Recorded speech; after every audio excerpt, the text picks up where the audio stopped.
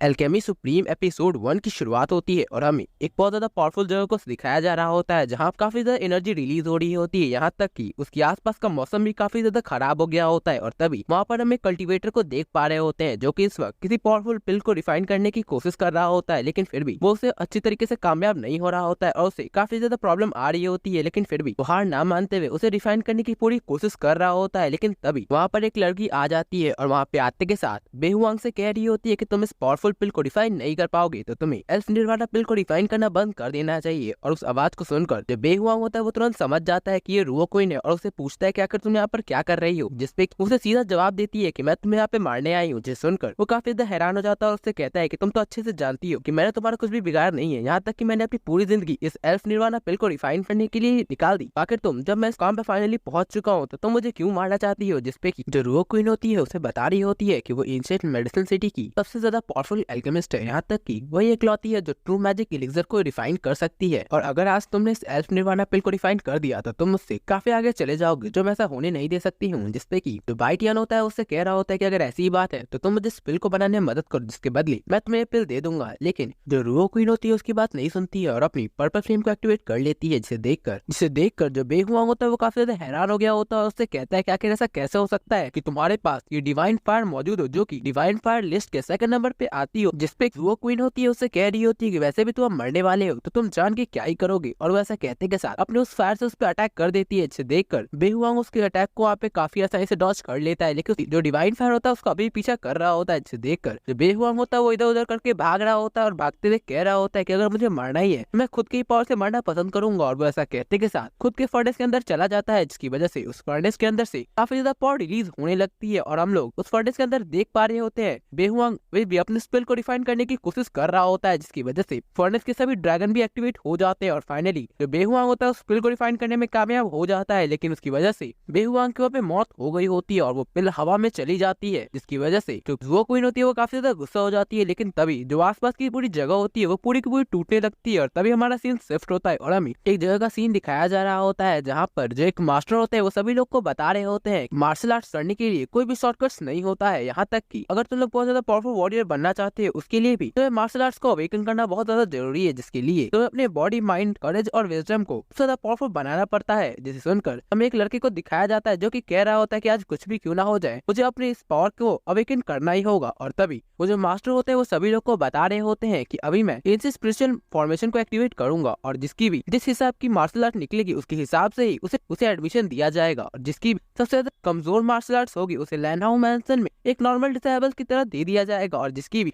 Medium level की martial art talent निकलेगी उसे ज़कूज़ा पैलेस में प्रैक्टिस करने के लिए भेज दिया जाएगा और जिसकी भी सबसे ज्यादा हाईएस्ट मार्शल आर्ट्स की टैलेंट निकलेगी उसे लैनहाउ पैलेस की तरह से एक वॉइड स्पिरिट पिल दिया जाएगा। जिसे सुनकर आसपास के जितने भी लोग होते हैं वो सभी लोग बात करना शुरू कर देते हैं कि एंशिएंट मेडिसिन सिटी में सबसे ज्यादा पॉपुलर काम एल्केमिस्ट का ही होता है। यहाँ तक जो भी ये एलिक्सर दिया जा रहा है वो काफी ज्यादा प्रेशियस है क्योंकि उससे सभी लोग रिफाइन नहीं कर सकते हैं। और तभी एक और कल्टीवेटर कह रहा होता है कि मैंने सुना है कि जो वॉइड पिल होती है वो काफी ज्यादा पावरफुल होती है, जिसकी मदद से कोई भी कल्टीवेटर अपनी कल्टीवेशन स्पीड को काफी ज्यादा हद तक बढ़ा सकता है। जिसे सुनकर जो सुबाइटियन होता है वो कह रहा होता है कि अगर ये वॉइड पिल इतनी ही ज्यादा पावरफुल है तो मैं इस पिल को जरूर मेरे फादर के लिए जीतूंगा ताकि मैं अपने फादर की कल्टीवेशन को वापस से ठीक कर सकूं, क्योंकि उनकी cultivation 5 star martial king level पे ही लटक चुकी है। और तभी वहाँ पर एक लड़की आ जाती है जो कि वहाँ पे आते के साथ सुबाइटियन की बेइज्जती करते हुए कह रही होती है कि तुम तो बस अपनी वॉइड स्पिरिट पिल की चिंता करो। जिसपे की जो सुबाइटियन होता है उससे कह रहा होता है कि तुम्हें अपनी वर्ड्स पे काबू रखना चाहिए, कहीं ऐसा ना हो जाए कि जो तुम मुझसे कह रही हो उसकी सिचुएशन तुम्हारे पे ही आ जाए। जिसपे सुनकर जो उसके बगल वाला जो कल्टीवेटर होता है वो काफी ज्यादा गुस्सा हो जाता है, उससे कहता है कि आखिर तुम्हारी हिम्मत कैसे हुई जो तुम रुओ यान से इस तरीके से बात कर रहे हो, लगता है तुम भूल गए हो जो हान फैन ने तुम्हें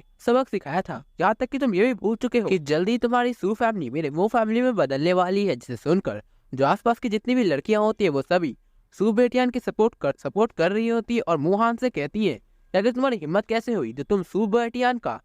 इस तरीके से मजाक उड़ा रहे हो, शायद तुम भूल रहे हो कि वो पहले कितना ज्यादा पावरफुल हुआ करता था, लेकिन तुम्हारे हान फैन ने उसकी ऐसी हालत कर दी है। अगर उसने अभी वो इंजर्ड नहीं होता तो अभी तुम्हें काफी मस्त सबक सिखा देता और तुम्हारी हिम्मत भी नहीं होती कि तुम उसे इस तरीके से कह सको। और तभी वो दोनों लड़की सुबाइटियन से कह रही होती है कि हमें मतलब नहीं है कि तुम कब क्या बन जाओ, लेकिन हम लोग तुम्हारा हमेशा सपोर्ट करेंगे। और उन लोग की इसी बात सुनकर जो रुओ यान होती है उसे कुछ फ्लैशबैक याद आता है और हमें पहले का सीन दिखाया जा रहा होता है जहाँ पर जो रुओ यान होती है वो सुबाइटियन को आई लव यू बोलने गई भी होती है, लेकिन तभी जो सुओ बेटियान होता है उसको इग्नोर करते हुए वहाँ से चला जाता है, जिसे देखकर आसपास के जितने भी स्टूडेंट होते हैं वो सभी रुओयान की बेइज्जती करने लगते हैं, जिसे देखकर जो रुओयान होती है उसे काफी ज्यादा गुस्सा आ रहा होता है और वो सू बेटियान से कहती है कि लगता है तुम हमेशा लड़कियों के पीछे ही छुपते हो, जिसपे की तो सू बेटियान होता है वो मुहान से कहता है कि लगता है तुम्हें रुओयान से प्यार हो गया है, तभी तुम इसकी इतना ज्यादा सपोर्ट कर रहे हो और मुझे लगा नहीं था कि तुम इस जैसी लड़की से प्यार कर जाओगे, और उसकी और भी ज्यादा बेइज्जती करने लगता है। जिसे सुनकर जो जानो तो वो काफी ज्यादा गुस्सा हो जाती है, उससे कहने वाली होती है, लेकिन तभी जो मास्टर होते हैं वो दोनों को रोक देते हैं, उससे कहते हैं कि अगर तुम लोग किस बारे में झगड़ा कर रहे हो, जिसपे की